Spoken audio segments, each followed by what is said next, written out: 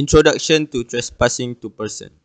Trespass to person is intentional disruption of another person's personal space or bodily integrity is usually considered trespassing against them. It can involve battery, false imprisonment, assault, or purposeful infliction of emotional distress. It's crucial to confirm the relevant jurisdiction for details as laws can differ. Next, we will move to battery. For a person to restrain by battery, there must be physical contact with their body, that is, they must be grabbed and held. Reported acts of battery include harming someone and grabbing someone by the collar. The purposeful and direct application of force to another person without their agreement is defined as assault. In a case summary, 7-year-old boy found abused by his father. His teacher found that his body are swelling and bruising. His teacher also report this matter to the school administrator, and school administrator report this case to the police. And upon investigation, the boy's father admitted that he had been beat his son for past 2 months because he said that his son was disobedient and hyperactive. He admitted that he used the canes, broomstick, and plastic ladle to beat his son, and the police remanded his father for 6 days. Now let's move on to the general principle of law. For the first element of battery, the intention of defendant to apply force. The plaintiff father had admitted beat his son over the last 2 months, claiming that his son was disobedient and hyperactive. For the supported case, Tiong Pikyong against Wong Si-gyu, 1964, MLJ 181, the defendant was found liable in battery for scratching the plaintiff's face and hitting the latter due to her jealousy of the plaintiff's friendship with her husband. And for the application of the general principle for first element, the first element has been proven because the father committed battery because he had an intention to beat his son that resulting his son covered in bruise and swelling.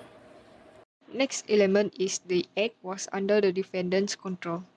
The defendant, which is the father, repeatedly beat his son with a can, broomstick, and plastic ladle at their home. This case can be supported with Gibbons against paper 1695 2 Soc 637. The defendant was riding a horse when someone hit the horse from behind, causing the horse to bolt. The horse collided with the plaintiff, and in an action against the defendant, the court found the defendant not liable as the incident of the horse bolting and colliding with the plaintiff was outside his control.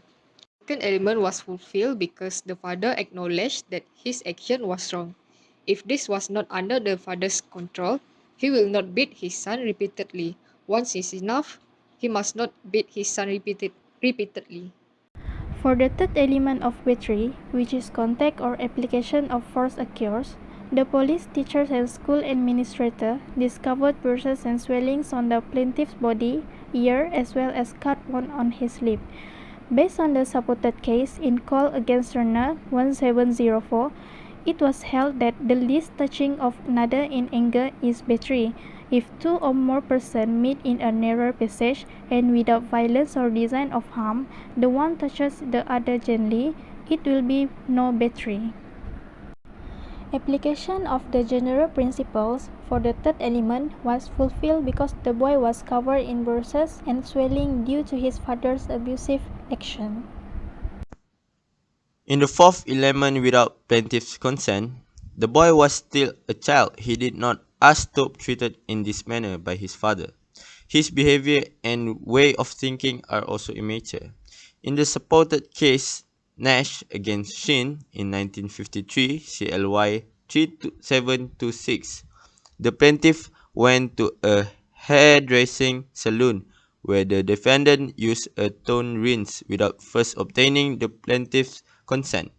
The plaintiff unfortunately developed some skin complications due to an adverse reaction to the tone rinse Court held the consent given by the plaintiff did not include the tolerance and its consequences.